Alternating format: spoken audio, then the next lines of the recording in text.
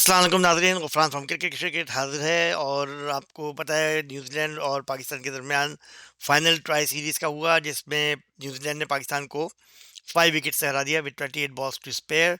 पाकिस्तान ने पहले बैटिंग की टॉस जीत के, और पाकिस्तान ने 242 all out in 49.3 overs at the rate of 4.88 runs पर ओवर स्कोर किया, जिसके जवाब में न्यूज़ीलैंड ने 243 for 5 in 45.2 overs at the rate of 5.36 पर ओवर। उन्होंने ये 28 बॉल्स टू स्पेयर 5 विकेट से ये मैच जीत लिया। तो ये फाइनल ट्राई नेशन सीरीज़ का न्यूज़ीलैंड ने जीत लिया आराम से। इतना कोई ज़्यादा दिक्कत नहीं हुई। मैच से पहले मैंने कुछ प्रिडिक्शन की थी, आपको मैंने बताया था कि क्या हो सकता है और क्या पाकिस्तान को करना चाहिए और क्या स्ट्रेटजी होनी चाहिए और क्या रिजल्ट हो सकते हैं। तो अगर आपने मेरी वो वीडियो देखी हो तो उसको कंपेयर करें विद व्हाट हैपेंड, तो काफ़ी चीज़ें आपको नज़र आएंगी जो हमने कही थी वो सही साबित हुई हैं। उनमें से क्या क्या सही साबित हुआ है वो मैं आपको बताता हूँ। सबसे पहले अगर वो जो प्रिडिक्शन हमने की थी उसके मुकाबले में जो एक्चुअल हुआ, सबसे पहले तो मैंने ये कहा था कि जो भी टीम टॉस जीते, पाकिस्तान अगर टॉस जीता है तो पहले बैटिंग करनी चाहिए, क्योंकि यहाँ पर जो है वो हाई स्कोरिंग मैचेस हो सकते हैं और सेकंड हाफ में जो है वो ड्यू का चांसेस है, उसकी वजह से बॉलिंग में थोड़ा सा फर्क पड़ सकता है। और पहली बैटिंग में यहाँ पे आमतौर पे हाई स्कोरिंग होती है, तो पाकिस्तान को 300 प्लस डेफिनेटली स्कोर करना चाहिए, क्योंकि लेस देन 300 कोई चांस नहीं है पाकिस्तान का। ये मैंने आपको कहा था, आप उसमें देख लीजिएगा, पाकिस्तान लेस देन 300 स्कोर करता है तो कोई चांस नहीं है। फिर मैंने कहा था फ़खर जमान जो है, जिनके ऊपर टीम बहुत रिलाई कर रही है, somebody else has to take the charge now, क्योंकि लॉ ऑफ एवरेज सेज कि फ़खर क्योंकि लास्ट 2 इनिंग्स में स्कोर कर चुके हैं, तो इसमें उनके फेल होने के चांसेस काफ़ी हैं, क्योंकि वो लॉ ऑफ एवरेज यही कहता है। तो वही हुआ कि फ़खर 10 रन बना के आउट हो गए। उसके अलावा मैंने कहा था बाबर आज़म जो है 29-30 से ऊपर नहीं जा रहे हैं, उनको कुछ एफर्ट करनी होगी, उनको कोशिश करना है कि सिंगल्स डबल के साथ स्टे करें विकेट के ऊपर and take it long deep into the innings. और उनका काम स्लॉग करना या वो नहीं है, लेकिन बाबर ने काफ़ी तेज़ी से स्टार्ट किया। अच्छे उन्होंने स्ट्रोक्स खेले, अच्छे फोर्स उन्होंने लगाए। उसके बाद एकदम वो बॉल को कॉटन बोल्ड हो गए, वो उन्होंने रोर की बॉल के ऊपर वापस उसको कैच दे दिया, जिसकी वजह से बाबर जो है वो आउट हो गए। और ये वही हुआ कि इनका जो कस चल रहा है 29-30 से ऊपर नहीं जा पा रहे हैं, तो वही हुआ। उसके बाद फिर ये एक और चीज़ थी ये कि मैंने कहा था पाकिस्तान जो है वो don't worry about the run rates, don't worry about power play और ये वो, just keep the wickets intact and take it single double करते रहें, हर बॉल के ऊपर कोशिश करें 4-5 रन एंड ओवर बनाएं सिंगल्स के थ्रू, और अगर मौका मिले तो एक आध 4 6 उसमें चल सकता है, तो इस तरह अच्छा स्कोर हो सकता है। Take it to up till 40 overs without losing many wickets, और 40 ओवर्स के अंदर आपका स्कोर अगर 160 टू 170 है, तो फिर आपके पास बहुत चांसेस हैं कि आप लास्ट 10 ओवर्स के अंदर, 12 ओवर्स के अंदर आप जो है वो एक्सलरेट कर सकते हैं, अगर आपके पास विकेटें इन हैंड है। वही हुआ, पाकिस्तान ने सुन लिया शायद, और उन्होंने बहुत, लेकिन उन्होंने एक्स्ट्रा ऑर्डिनरी स्लो खेला। कई कई ओवर्स के अंदर तो उन्होंने सिर्फ 2-2 3-3 रन बनाए लॉन्ग पीरियड ऑफ टाइम पे, लेकिन पाकिस्तान एक मौके के ऊपर 160 फॉर और 3 या 4 थे उस वक्त 36 ओवर्स के अंदर, तो स्कोर उस वक्त तक ठीक था और पाकिस्तान चार्ज ले सकता था। लेकिन अनफॉर्चुनेटली उसी वक्त ये रिजवान और सलमान आगा दोनों एक बाद दीगरे आउट हो गए, जिसकी वजह से पाकिस्तान चार्ज नहीं दे सका। और आपको पता है, मैंने आपसे कहा था पाकिस्तान के पास फायर प्ले नहीं है, जैसे कि रज़ाक होते थे, आफरीदी थे, और महमूद थे, अज़हर महमूद थे। इस तरह के कोई बैट्समैन आपके पास नहीं है जो कि आखिरी ओवर्स का फ़ायदा उठाएं। पाकिस्तान लास्ट ओवर के अंदर 120 रन बनाता था, तो वही हुआ, फ़हीम अशरफ फेलियर, उन्होंने कुछ नहीं कर सके वो भी। और उसके बाद आपको पता ही है पाकिस्तान के अंदर जो है ना वो कोई इतने ऑलराउंडर्स हैं नहीं, तो इसलिए वो आप फिनिश नहीं कर पाए और 243 ही बना पाए। तो 243 में तो कोई चांस नहीं था, the way New Zealand is batting till deep, और उसके बाद उनके बैट्समैन भी बड़े फॉर्म के अंदर हैं। तो अब हम थोड़ा सा देखेंगे, ये तो हमारी एक प्रिडिक्शन थी कि न्यूजीलैंड जीतेगा, उसमें मैंने ये कहा था बहुत चांसेस हैं। On paper New Zealand were strong, player wise अगर आप देखें तो उसमें भी, और अगर आप उनकी परफॉर्मेंस वाइज देखें तब भी New Zealand had an edge over Pakistan. Although Pakistan के अंदर पाकिस्तान ने ज़्यादा मैचेस जीते हुए थे, लेकिन कराची के ऊपर भी पाकिस्तान ने ज़्यादा जीते हुए थे, लेकिन the the stats at this point were in favour of New Zealand, और वही हुआ कि न्यूजीलैंड ने ये मैच जीत लिया 5 विकेट से। तो अब हम ये देखते हैं कि इसमें जो हाइलाइट्स ऑफ द मैच वो क्या है। इसके अंदर जैसे मैंने कहा कि न्यूजीलैंड ने 28 बॉल्स टू स्पेयर ये मैच जीत लिया। रोक ने 4 विकेट्स ली इसके अंदर, सेंटनर ने और ब्रेसवेल ने 2-2 विकेट्स ईच, लेथम और मिशेल ने 50 स्कोर की। तो ये न्यूजीलैंड की तरफ से हाइलाइट्स थी। पाकिस्तान की तरफ से जो है वो सलमान आगा और रिजवान ने स्कोर किया 45-46, और कोई ख़ास पाकिस्तान की तरफ से पार्टनरशिप नहीं हो सकी सिवाय इन दोनों के। 88 रन्स की पार्टनरशिप फोर्थ विकेट की इन दोनों की हुई, और 161 फॉर 5 था पाकिस्तान 37 ओवर के अंदर, जो कि अच्छा प्लेटफॉर्म था उस वक्त अगर रिचार्ज करते, लेकिन दोनों आउट हो गए इस वक्त। तो इस वक्त पाकिस्तान के पास ऐसा कोई बैट्समैन नहीं है जो इसको आगे लेके जा सकता। तैयब ताहिर ने कोशिश की, उन्होंने अच्छे स्ट्राइक रेट से खेला, लेकिन ज़ाहिर है उनको सपोर्ट भी चाहिए, दूसरी तरफ से विकेटें गिर रही थी। कॉनवे और विलियमसन के दरमियान 71 रन की पार्टनरशिप हुई सेकंड विकेट की। उसके बाद डेरिल मिचेल और लेथम के दरमियान 87 रन की पार्टनरशिप हुई। लेथम ने 56 रन बनाए 64 बॉल्स पे, after 3 consecutive zeros in last 3 innings. उन्होंने लास्ट 2 इनिंग्स में जो पाकिस्तान और साउथ अफ्रीका के खिलाफ खेला 0 रन बनाए, उससे पहले श्रीलंका के खिलाफ एक मैच में 0 रन बनाए थे, उसके बाद अब उन्होंने 56 बनाए। लेकिन इस 56 में वो ड्रॉप हुए 2 टाइम्स। एक दफ़ा शाहीन अफरीदी ने अपनी ही बॉल पे उनको ड्रॉप किया, और दूसरी दफ़ा वो ड्रॉप हुए जब 29 रन पे थे वो, सऊद शकील ने उनको ड्रॉप किया। और 13 रन्स पे जब वो थे तो वो एलबीडब्ल्यू की अपील हुई अबरार की बॉल पे, लेकिन वो पाकिस्तान ने अपील नहीं की और रिव्यू नहीं लिया, जिसकी वजह से जब उसको रिप्ले में देखा गया तो वो आउट था। तो वो 13 पे आउट हो सकते थे, तो ये पाकिस्तान ने ब्लंडर किया कि रिव्यू नहीं लिया, जो कि बिल्कुल क्लियर आउट था। वो पाकिस्तान ने छोड़ दिया। उसके बाद 2 कैचेस भी उनके ड्रॉप हुए। अबरार ने 67 रन दिए 10 ओवर के अंदर, बहुत महंगे थे। ये कोई बॉलर स्पिनर पाकिस्तान का कोई खास नहीं था। इसकी जगह अगर आप सेंटनर को देखें तो सेंटनर ने 40 डॉट्स किए अपनी 60 बॉल्स में, 40 डॉट्स, राइट। और उन्होंने बड़ी अच्छे एवरेज के साथ बॉलिंग की। तो ये होता है difference between a good spinner और स्पिनर एवरेज स्पिनर। अबरार की जगह डेफिनेटली किसी और को खेलना चाहिए था। ये अबरार को खिला के उन्होंने बहुत बड़ी गलती की, और भी मैं आपको बताऊंगा क्या उन्होंने गलतियां की हैं यहाँ पे सिलेक्शन में। पता नहीं सिलेक्शन माइंड थिंक टैंक कौन बैठे हुए हैं यहाँ पे, इनको पिनलाइज जब तक नहीं किया जाएगा इनको पेनल्टी देनी चाहिए। ये किस किस्म की टीम सेलेक्ट कर रहे हैं बैठ के। और ये जब भी कोई क्रिकेट नेशन का वक्त आता है, टूर्नामेंट्स का, वर्ल्ड कप हो या कोई ऐसे टूर्नामेंट हो, इसमें ऐसी बेकार टीम सेलेक्ट करते हैं। जैसे कि आप देखें जिन लोगों को ये ऑस्ट्रेलिया और न्यूजीलैंड में लेके गए और जो वहाँ पे जीत के आए, और वहाँ पे बिल्कुल ही टीम चेंज करके पता नहीं क्या चलता है यहाँ पे, डिफरेंट किस्म के लोगों को लेके आ गए। तो अभी मैं आपको बताता हूँ कौन लोग यहाँ इसमें हो सकते थे उनकी जगह जो अभी खेल रहे हैं। तो ये तो उनकी आपने परफॉर्मेंस देखी। लास्ट 8 ओवर्स में न्यूजीलैंड ने सिर्फ 4 चौके दिए। तो देखिए आप, लास्ट 8 ओवर्स यानी 48 रन, 48 बॉल में सिर्फ 4 फोर्स पाकिस्तान ने स्कोर किए। तो इससे आपको पता लगता है पाकिस्तान के स्लो रेट पे खेला, लेकिन फिर भी पाकिस्तान 161 फॉर 5 था इन 37 ओवर्स। अगर विकेटें रहती उस वक्त रिजवान और सलमान होते तो अच्छा खासा स्कोर कर सकते थे। तो ये तो हमने देखा कि स्टैट्स। अब हम देखते हैं कि पाकिस्तान ने स्कोर क्या किया और कौन नुमाया स्कोरर रहे, और क्या परफॉर्मेंस रही पाकिस्तान की बॉलिंग में और बैटिंग में। और फिर न्यूजीलैंड का हम देखते हैं फॉल ऑफ विकेट्स, और फिर हम देखते हैं कि कौन सी टीम सेलेक्ट हुई थी और उसकी जगह किसको होना चाहिए था। पाकिस्तान की तरफ से डबल फिगर्स में जो बैट्समैन पहुंच पाए वो हैं फ़खर जमान ने 10 रन बनाए 15 बॉल पे, और उन्होंने 2 छक्के लगाए इसके अंदर, 67 स्ट्राइक रेट। बाबर आजम ने 29 रन बनाए 34 बॉल्स पे, 4 फोर्स और 1 6, 85 स्ट्राइक रेट उनका था। रिजवान ने 46 रन बनाए 76 बॉल के ऊपर, 4 फोर्स एंड 1 6, 61 उनका स्ट्राइक रेट था। सलमान आगा ने 45 रन बनाए 65 बॉल्स पे, 1 4 एंड 1 6, 69 उनका स्ट्राइक रेट। तैयब ताहिर ने 38 रन बनाए 33 बॉल्स पे, अच्छा इन्होंने स्कोर किया 115 के स्ट्राइक रेट पे, 4 चौके और 1 छक्का। फ़हीम अशरफ ने 22 run in 33 balls, 2 force and 0 sixes, 105 के स्ट्राइक रेट पे।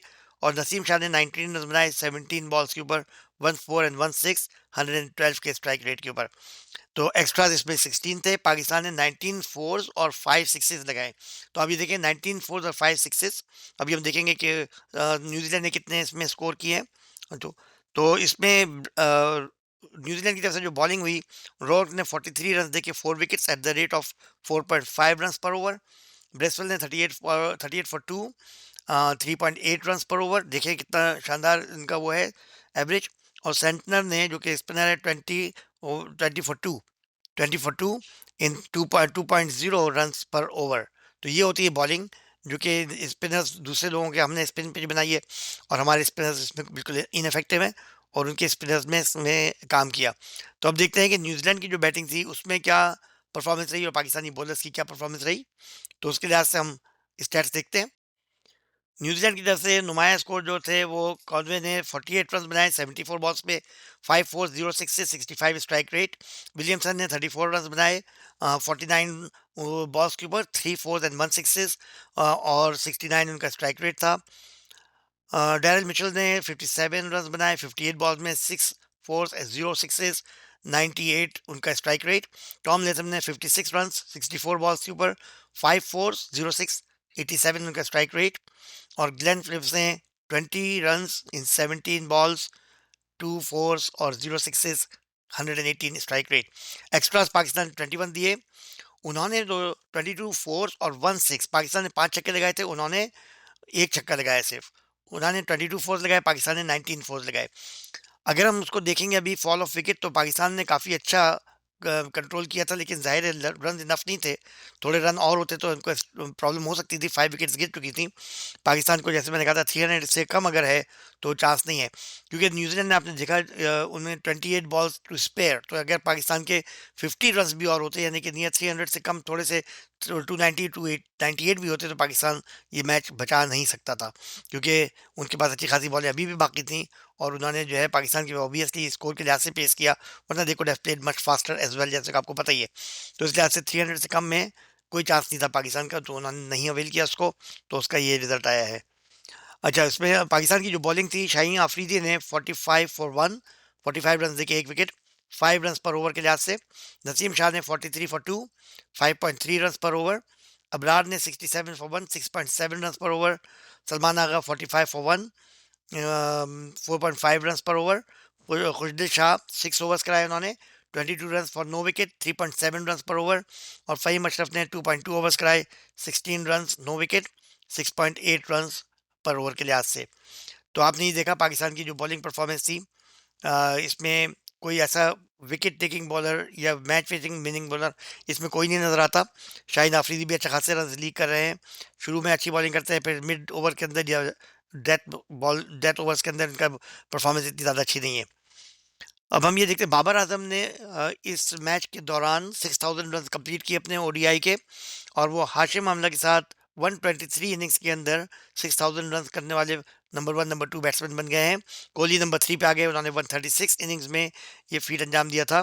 इससे पहले पाकिस्तान की तरफ से सईद अनवर फास्टेस्ट थे 162 इनिंग्स में, तो 39 या 29 इनिंग्स से बाबर आजम ने उनको बीट किया है।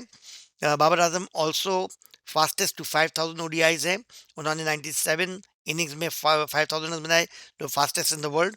और बाबर आजम सेकंड फास्टेस्ट हैं 4000 ओडीआई रन स्कोर करने में, सेकंड फास्टेस्ट। उन्होंने जो है वो 81 इनिंग्स में 4000 रन बनाए थे।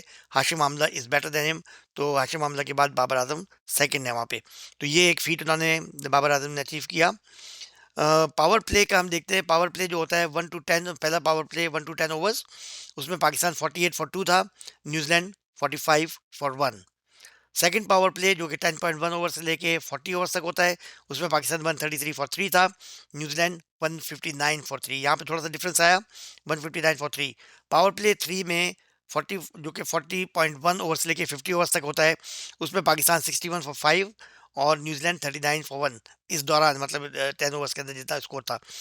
और पाकिस्तान की 50 जो थी वो 66 बॉल में बनी 10.5 ओवर्स में, न्यूजीलैंड की 50 67 बॉल्स में, तो एक बॉल का फ़र्क था 11.1 ओवर्स में। पाकिस्तान के 100 जो बने वो 144 बॉल्स में 23.5 ओवर्स के अंदर, और न्यूजीलैंड के 100 बने 139 बॉल्स पे 23.1 ओवर्स में। पाकिस्तान की 150 199 बॉल्स में बनी 32.6 ओवर्स में, और न्यूजीलैंड की 150 बनी 201 बॉल्स में 33.3 ओवर्स में।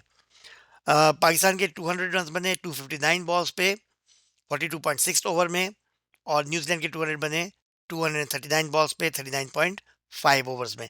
तो ये एक जायज़ा था जो कि टीम परफॉर्मेंसेस का, जो हमने देखा पाकिस्तान के जो मैचेस खेले थे न्यूजीलैंड, उसमें तो हम मैंने आपको कहा था कि अगर पाकिस्तान 40 ओवर्स तक 170 160 170 तक पहुंच जाए, तो अब देखते हैं कि फॉल ऑफ विकेट क्या हुई हमारी।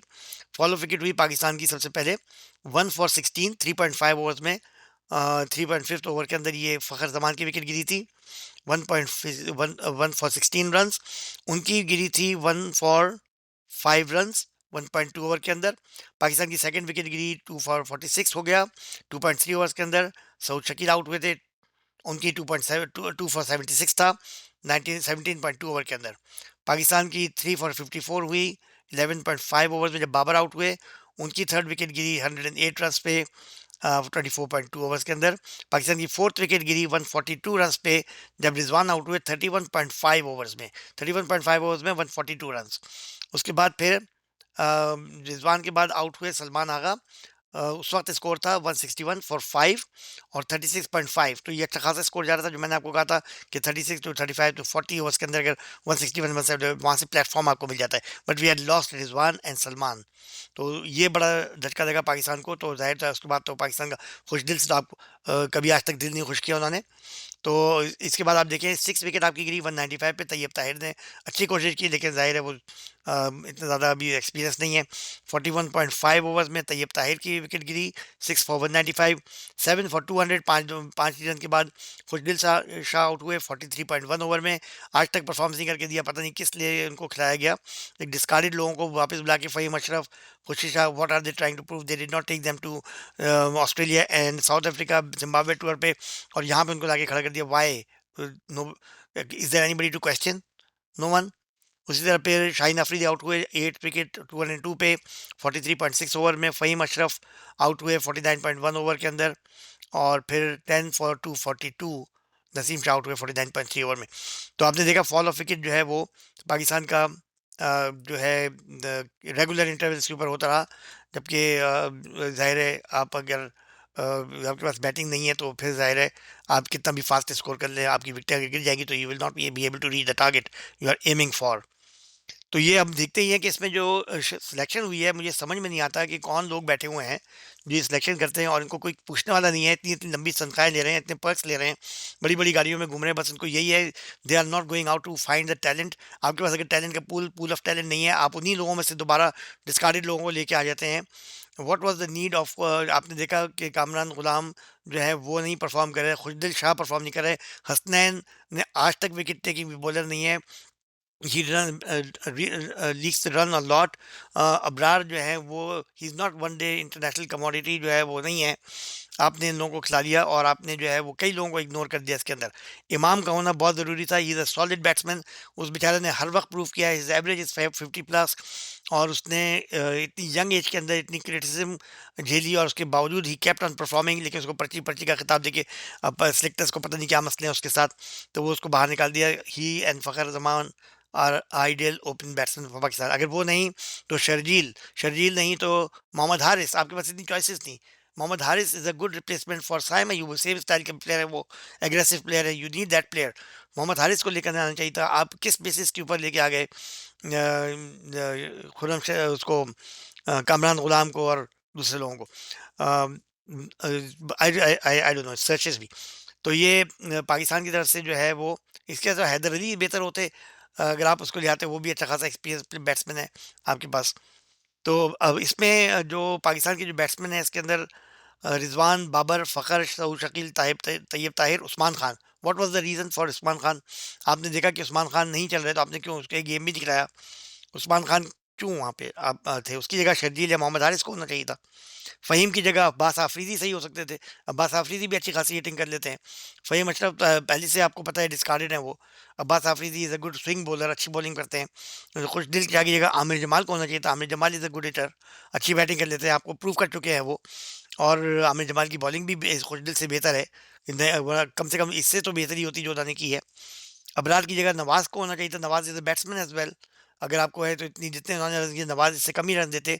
नवाज़ would have been a good choice. Sufiyan Muqeem would have been a good choice instead of Abrar. Kamran Ghulam की जगह Irfan Khan was a better choice. अच्छा खासा वो खेल रहे थे, उनका कॉन्फिडेंस लेवल ख़त्म कर दिया आपने। He was performing well in south Africa and in Zimbabwe, और उसको आपने नहीं खिलाया, कामरान गुलाम को लेके आ गए। हसनैन की जगह Waseem junior would have been a better choice. Hasnain की कोई गुंजाइश नहीं है, कोई जगह नहीं बनती। Waseem junior was much better than him. Hasan Ali उसकी जगह आ सकते थे, उससे बेहतर परफॉर्म कर लेते थे। बैट्समैन भी है वो। उस्मान खान का मैंने बता दिया आपको। सऊद शकील की जगह इमाम ऑब्वियसली हो सकते थे। तो ये पाकिस्तान के अंदर जो सिलेक्शन है वो पता नहीं कौन लोग करते हैं, उससे बेहतर तो ये हम लोगों से पूछ लिया करें। तो हम लोग उनको बता दिया करें कि क्या सिलेक्शन में होना चाहिए। इनको बाहर निकल के एक्सप्लोर करना चाहिए। There must be someone in domestic cricket playing aggressive cricket, there must be someone more reliable than these players. जो इसी डिस्कार्डेड प्लेयर्स को आप वापस ले आते हैं, why? Is there no talent? Are you showing the world that there is no talent in Pakistan and we just have to stay with these players? या इनकी कोई पर्ची है, या क्या क्या प्रेशर है? कुछ नहीं है। You have to be bold if you want to. एक ज़माना था पाकिस्तान के अंदर नए यंगस्टर्स इंट्रोड्यूस होते थे। इस वक्त अगर आप पाकिस्तान की एवरेज एज देखें तो सबकी सिवाय शाहीन आफरीदी के और एक दो प्लेयर्स के बाकी सारे 30s के ऊपर हैं। तो अब आपको यंगस्टर्स तो चाहिए होंगे। You have to go out and search for them. सिर्फ बड़ी तनख्वाहें लेके आप बैठे हुए हैं, you are not doing your part. तो अब देखें, अब ये मैच तो ख़त्म हो गया, अब चैंपियंस ट्रॉफी शुरू होने वाली है। ये टेस्ट रिहर्सल था एक तरह का। 4 दिन के बाद अब पाकिस्तान और न्यूजीलैंड के दरमियान पहला मैच होगा चैंपियंस ट्रॉफी का। तो उसके क्या आउटकम है देखते हैं। उसकी मैं आपको बताता हूँ एनालिसिस अगले प्रोग्राम के अंदर, कि पाकिस्तान की टीम सिलेक्शन क्या है, पाकिस्तान ने क्या चेंजेस किए हैं मजीद चैंपियंस ट्रॉफी के लिए, और क्या चांसेस पाकिस्तान के बनते हैं। और ज़ाहिर है पाकिस्तान और इंडिया का मैच बड़ा होने वाला है दुबई के अंदर। तो वो उसके अंदर हमेशा उम्मीद हो चलती है पाकिस्तान की, लेकिन ये परफॉर्मेंस जो है वो सिलेक्शन की वजह से नहीं दे पाते। तो बहरहाल bad luck to Pakistan, good luck for next time. New Zealand का मैच हो रहा है दोबारा 19 तारीख को, तो वे देखते हैं उसमें क्या करता है पाकिस्तान। ज़ाहिर है कंधे डाउन होंगे इनके। ज़ाहिर है अभी हारे हैं दो दो मैचेस न्यूजीलैंड से, तो ज़ाहिर है कॉन्फिडेंस लेवल तो कम होगा, लेकिन फिर भी दे शुड स्टे पॉजिटिव। कुछ टीम चेंजेस के साथ पाकिस्तान कैन डू बेटर। ठीक है, we are still with Pakistan, we support Pakistan, इंशाल्लाह पाकिस्तान विल विन। और हमारी ख्वाहिश तो यही है कि पाकिस्तान चैंपियंस ट्रॉफी में अगर जीता नहीं है तो कम से कम फाइनल तक तो पहुँचे और परफॉर्मेंस अच्छी दे। परफॉर्मेंस अच्छी देने के बाद अगर हारते हैं तो कोई बात नहीं है, लेकिन परफॉर्मेंस दिए बगैर आप सरेंडर कर जाएँ तो वो बहुत तकलीफ बात होती है कि हमारी क्रिकेट कहाँ पहुँच चुकी है। इसमें अफ़गानिस्तान भी आ रहा है इसमें और उसमें जो है वो आप देखिए बांग्लादेश की टीम हमसे बेहतर हो गई, उनकी बेहतर फास्ट बॉलर।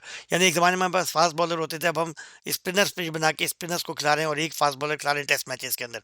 ये हमारी आदत हो गई है कि we don't have any test bowlers, fast bowlers जो कि स्टेमिना वाले, जो कि लॉन्ग टर्म बॉलिंग कर सकें। तो बहरहाल जिस तरह पाकिस्तान की टीम ये लोग लेके जा रहे हैं selectors, they know what they are doing. तो I hope things will change for better. तो इंशाल्लाह आपसे मैं मिलता हूँ चैंपियंस ट्रॉफी का प्रीव्यू देने के लिए और पाकिस्तान की टीम की चांसेस डिस्कस करने के लिए। Thank you very much for watching. Please subscribe and like and share अगर आपको पसंद आता है, क्योंकि इसमें हम फैक्ट्स एंड फिगर्स कोशिश करते हैं देने की, और इसके अंदर हम प्रेडिक्शंस और कुछ अपनी ओपिनियंस और जो कहाँ बेहतर हो सकता था, कहाँ बेहतर नहीं हुआ, कहाँ अच्छा हुआ, उसकी हम आपको इन्फॉर्मेशन देते हैं। Thank you very much. I see you guys shortly.